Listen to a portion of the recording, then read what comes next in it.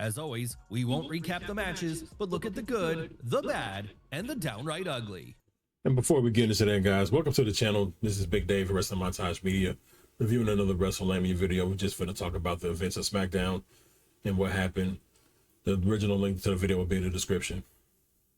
The good. It ain't over until Drew McIntyre says it's over. Cody Rhodes learned a harsh lesson on SmackDown. It's not over until Drew McIntyre says it's over. The Scottish psychopath, a name he may no longer use but one that fits him to a T, ambushed the American Nightmare despite being suspended from the Blue brand, leaving Cody in the Tree of Woe in his own tour bus. A bus Rhodes may want to get rid of given all the bad things that have happened to him there. Right. It's been said that he who laughs last laughs hardest, and Cody better hope he gets the last laugh at War Games, because right now Drew is making him look like the punchline. Every time we see that bus, Cody get whooped. Last year with The Rock, leading up to WrestleMania 40, he got the same thing happen to him outside in the rain. Mama Rose, the whole thing, he made him bloody and everything. That epic butt whooping that he put on him. It was right there in that bus. Wheatley vodka. Something about drinking Wheatley vodka, you're going to get your butt whooped. Bronson Reed's harsh lesson. The Vision has been laying beatdown after beatdown on various wrestlers, but tonight, big Bronson Reed found himself on the receiving end during his bout against Carmelo Hayes, with Cody Rhodes ambushing Reed and laying him out. This allowed Carmelo to get a count-out win against Reed and advance to the next round of the Last Time Is Now tournament and give Cody and his babyface team some momentum as they head into War Games. Fantastic. Yeah, that match was pretty good. Carmelo, he got a bright future ahead of him. And so does Bronson, but not the forced future that they're trying to put on us. Oh, future WrestleMania main event. I see Carmelo is that instead of Bronson. Build up for Survivor Series. Survivor Series War Games has become a PLE that fans will watch just because of one match, much like the Royal Rumble, but that hasn't stopped WWE from pushing it hard and giving fans even more reasons to tune in. Tonight's SmackDown featured several strong storytelling segments to build interest in the show, including the Vision's human chess match against Cody and company, along with the drama involving Charlotte and Rhea Ripley. Simply put, WWE didn't rest on its laurels, instead promoting the show like the company's future depended on it. Cody. Oh yeah, the match with the segment between Rhea and Charlotte was fantastic. The way they shot it. Now it was something they could have done that in the ring, because all they did was just say, "Hey, we have." But at the time when we were facing each other, it was about being the best, and now we have to come together for the sake of, War Games. And we got other people depending on us. We need to get it together. And Charlotte was just like, "Okay, yep." And I like the way they did it. I like the way they shot it. So it was pretty cool. Birthright. Is Cody Rhodes boring? While WWE's booking of his second title reign has been uneven at best, no one can accuse. No, that's an understatement. It's been bad. It's been horrible. He don't really have no opponents. Ain't enough heels on SmackDown. I mean, he could face Solo 50 times. He can face Drew McIntyre a whole bunch of times. Some of these guys need to turn, honestly. Cody of boring. And another person that's missing is Kevin Owens. Promos. Cody brought the fire again tonight when he roasted the Vision and its mastermind Paul Heyman. Rhodes reminded fans that War Games is his birthright, a nice nod to his dad Dusty Rhodes, the man who invented War Games, before taunting Paul Heyman by telling him that Heyman can keep building wrestlers to send after him and he'll keep breaking them. Two great additions. Yeah, that was so dope what Cody said, saying that everybody that you build, I break them down. Except I don't think there's been a match between CM Punk and Cody Rhodes just yet. But Roman, Brock Lesnar, Cody was the last person to beat Brock Lesnar. He beat him twice after WrestleMania 39. So, for sure.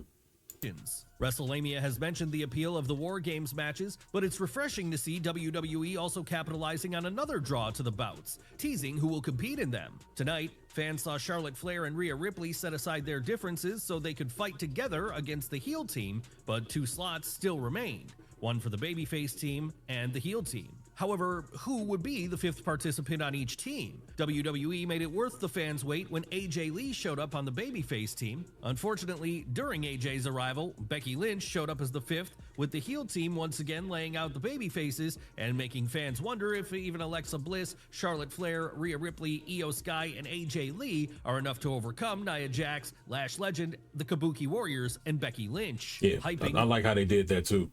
Right as AJ was coming out, and Becky Lynch come from out of nowhere, and they all start brawling. They wearing all black, and they come out on top to show hey, we win the War Games this year. It's about us. And I think that Charlotte may end up turning on Rhea somehow. They're going to have some tension. They're going to have some tension. They wouldn't be building this right now for them to come together if there was some tension of somebody turning on each other, or maybe doing a move by an accident on each other. They may have another match again down the line. So next week's SmackDown. As good as the hype for Survivor Series was, WWE didn't use all its mojo hyping the PLE. Instead, this just looks so random and thrown together. Sammy, they could have had much better for Sammy, but just this match to be on SmackDown, they've done this for the last couple of years, and it's sad that there's not, at least on the pre-show. I don't know if they still do a pre-show for, well, they do pre-shows, but I don't know if they have matches anymore before the show. But anything involved in the MFTs, my family trash, I'm good on it. I don't care about them at all. They suck. Taking time to build up next week's 5-on-5 elimination match on SmackDown. While WWE has largely abandoned the traditional Survivor Series elimination matches in favor of War Games, next week's clash with Sami Zayn's team against the MFTs should be exciting, and it's a good way to continue Survivor Series legacy, even if it doesn't take place on the main show. The bad. Cena tournament looking mid. Could WWE have booked John Cena's last match any worse? Fans who were frustrated by WWE's bizarre booking of Cena as a heel are even more disappointed by the wrestlers involved in the tournament to determine John's last opponent. While the tournament concept is a strong one, fans aren't exactly overwhelmed with the contestants, with fans questioning why wrestlers such as The Miz, who has a long history with Cena, were eliminated in favor of wrestlers like Jey Uso, who has fallen out of favor with fans. Yeah, but Cena got the most recent type of feud with Jay. I mean, he's not necessarily feud, but I would say the most recent history. I mean, he was the last person in the Royal Rumble to eliminate Cena to win this year. But it is sad that Miz hasn't had at least one match, at least one on the Saturday Night's Main Event. Not necessarily a pay-per-view or a PLE, but yeah, on Raw, something. I mean, Miz, he deserves something to be involved with Cena to rekindle that, because they had a lot of history with Miz will tell you, WrestleMania 27, he retained the championship because of The Rock, but nonetheless, he won the main event of WrestleMania. At the brackets, it's also obvious who will be advancing to the finals, as WWE has top-ranked wrestlers battling superstars fans know just can't win. Case in point, Gunther versus Carmelo Hayes. Where are the tag titles? The Wyatt Six are known for their mysterious comings and goings, but should this apply to their WWE tag team titles? The Wyatt's absence from WWE TV may please fans who dislike the gimmick, but WWE needs to do something with the titles, as SmackDown's tag team division is too robust to have the titles in limbo. Yeah, I almost forgot about the tag team titles. They show, the Wyatt Six have the titles, but we haven't seen them in about a month. And I think that's the last time we saw them was at the last AAA event when they beat those, I don't know their names, those guys on AAA. They beat them. So I think they're the AAA tag team champions as well, but they're also the WWE tag team champions. What are we doing? They're not defending the titles. It always seems to be something with one of those guys. It seems like when one is out, they all gone. We don't see them until everybody, back on one page or whatever's. Maybe something personal going on in their life. Who knows? Cargill can't get any heat. Can WWE's booking of Jade Cargill get any weaker? Last week, the new WWE Women's Champion squashed B-Fab in a meaningless match that did nothing to get her over. So what did WWE do this week? Did it have a capable challenger like Julia step up to her? No. It had Jade menace United States Women's Champion Chelsea Green in a backstage segment that presented Cargill as a background player. A sure sign WWE has nothing to do with her. Nothing. Jade can't get any heat. I haven't thought about that. Yeah, people don't really hate Jade. Yeah, I would say she don't really have no heat, but everybody's really, as far as the baby faces are locked in the War Games match. I have to think, who would she really go up against? Who's like the super baby faces? Maybe I can't even think of nobody. Who can she really get heat from? And that's a good question. That's a good point. Ugly tonight as WWE presented one of the strongest SmackDowns in months. It doesn't hurt that WWE has War Games to use as a promotional tool, but the bottom line is maybe Maxine Dupree, but Maxine's on Raw, and she's the women's IC champion. So that SmackDown was a solid show from start to finish. WWE needs to learn from tonight's program as it returns to 3 hours this January. Oh my goodness. Oh my goodness. Oh my gosh. Mystery Man takes over for 3 hour SmackDowns. Oh my goodness. 3 hour wrestling shows. It used to be just 3 hour pay-per-views. I'm gonna say not PLE. There used to be 3 hour pay-per-views and 2 hour shows. Now it's just, man, it's a lot, bro. It's a lot.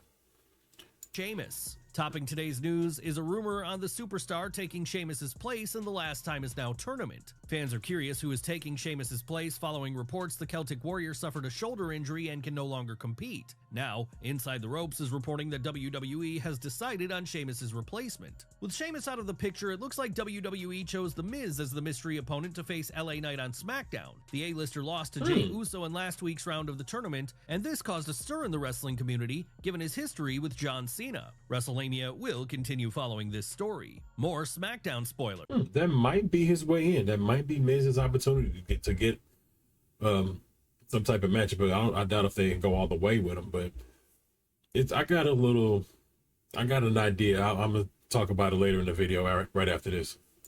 Inside the Ropes commented on the SmackDown taping for next week's show, noting WWE taped their show to give wrestlers the Thanksgiving holiday off. As for their match, it reports Charlotte Flair battled Asuka, getting the win and giving the babyfaces the advantage. Why wasn't Shane O'Mac shown on MSG's show? WWE's big Madison Square Garden send-off for John Cena was arguably one of the promotion's biggest Raws, as it returned to the mecca of professional wrestling to showcase John Cena's last appearance in its hallowed halls. As you might imagine, the event featured some of WWE's biggest names, including Shane McMahon. However, Shane was nowhere to be seen on TV. Man, look at Shane's son. Look, he looked just like Vince, don't he? Vince McMahon, my goodness. Them jeans are strong. Leading to questions why WWE didn't show him. Now, Fightful Select is reporting on why. We asked WWE sources why Shane McMahon wasn't shown in the crowd. The claim was that the people shown in the audience were promoting projects and Shane was just visiting. It was stressed to us that he was welcome to the show. Shane McMahon's relationship with WWE has been tricky over the last 2 years, especially since rumors that he was shown the door after a disastrous Royal Rumble booking. Instead, Shane O'Mac was spotted with AEW president Tony Khan a while back, leading to rumors that last Shane might jump to the WWE's arch foe, Logan Paul. Yeah, the whole thing with, I don't know if y'all remember Triple H's Hall of Fame speech, but he alluded to something about Shane and their relationship not being the best right now, you know, with Triple H at the helm. And they showed Stephanie and her podcast buddy in the audience at the show, but not her brother. But she going to the Hall of Fame. He went to the Hall of Fame last year. Man, there's something to that. Paul's cheat sheet. Did Logan Paul write out his SmackDown promo on his hand? That's the rumor making its way around the IWC, as Fadeaway Media tweeted a photo. I did not see that. Are you kidding me? Of Paul's hand along. He did what The Rock did, and then Cena called him out for it during their feud back in the day. I don't know if y'all remember that. He had the name of the city written on his hand, somewhere on his arm. It was weird, man. And Cena seen it and called him out. With this message, Street saying Logan Paul had his promo. He didn't even say anything. All he said was, Denver, pipe down. I got a lot to say. And he had to remember that. Saying Logan Paul had his promo written on his hands. As several fans commented, Paul isn't the first wrestler to do this, and it's a time-proven way to keep from forgetting lines. AJ Lee shuts down Creeptastic fan video. Time for a look at how AI is taking creepy fan, and WrestleMania uses the term fan in the loosest sense of the word, behavior to new lows. Ringside News' Subhajit Mukherjee is reporting on how a fan used an AI video to create a disturbing video involving himself and AJ Lee. A supposed fan named Chris Horror created a fake AI video to make it look like AJ Lee kissed him at a public signing event. That's not cool, man. The clip was titled AI Caitlyn Chris and AJ Lee and claimed it happened at the big event New York Expo in November 2025. In the video, AJ Lee appears to be pulled in for a kiss by the fan, something that never happened in real life. Right. Once AJ Lee saw it, she addressed the subject. This is inappropriate and it's harassment. Please delete. According to Ringside News, the video was not taken down, leading to the big event New York Expo banning the fan for life. What do you think of this video, and do you think there will be more like this? If so, what can WWE do to stop it? Let us know in the comments below. Man. WWE. Hey, ain't no stopping AI at this point in any way. You guys know, if you watch my channel, I review a lot of wrestling AI, and it's only gonna get worse at this point. It's not going nowhere. Ain't no way to stop it. You can stop it by what AJ Lee did. She's seen it for herself. She's seen herself, and it wanted some type of legal action, because typically you can't just use celebrities, anything. The whatever platform you're using, they won't let you generate it if it involves a celebrity. But it's some type of loophole of some way. You could take any picture. That's probably what he did. He took a picture of them and just, made it a video. So I mean, but if you type in a specific character, like if you type in their name, it won't generate it.